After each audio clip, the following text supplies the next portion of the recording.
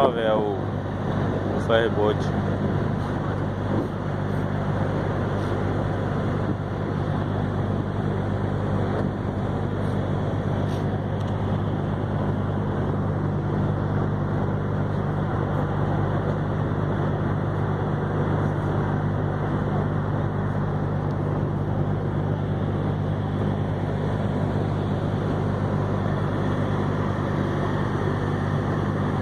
É a tal da ilha de Taparica.